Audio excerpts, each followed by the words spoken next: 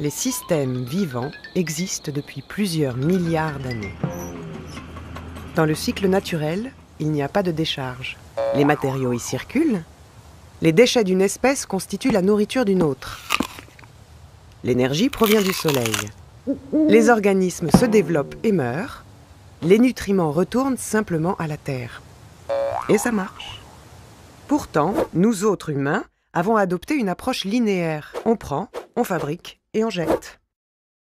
Un nouveau téléphone sort, hop, on jette l'ancien. Notre machine à laver déclare forfait, alors on en achète une autre. Chaque fois que nous faisons cela, nous puisons dans des ressources limitées et produisons des déchets toxiques. Ça ne peut tout simplement pas fonctionner sur le long terme. Alors, où est la solution ?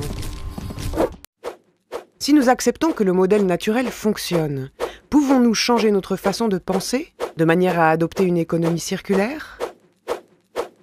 Commençons par le cycle biologique. Comment nos déchets peuvent-ils construire du capital naturel plutôt que le dégrader ? En repensant la conception des produits et de leurs composants, ainsi que leurs emballages. Nous pouvons produire des matériaux sains, compostables, qui serviront d'engrais.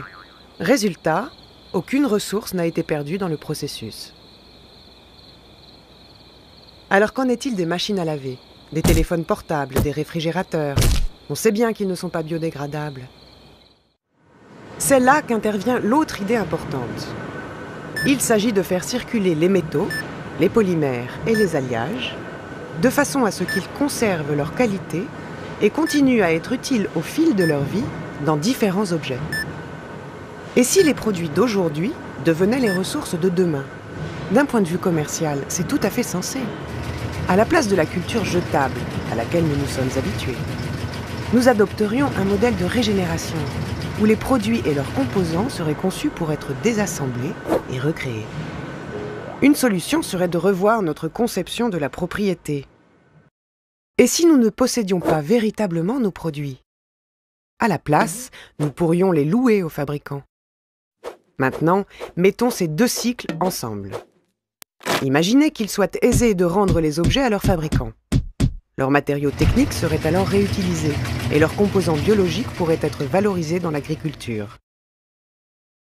Et imaginons que ces objets soient produits et transportés à l'aide d'énergies renouvelables.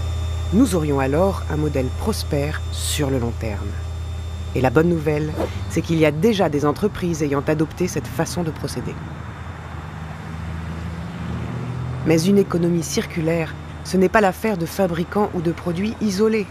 Pour que le modèle fonctionne, il doit s'appuyer sur un réseau d'entreprises interconnectées, formant une infrastructure. L'énergie a également une grande importance. Il s'agit ni plus ni moins de la refonte du système. De nouvelles perspectives et horizons s'ouvrent à nous, plutôt que de subir les limitations du présent. En combinant créativité et innovation, nous pouvons réellement repenser et redessiner notre avenir.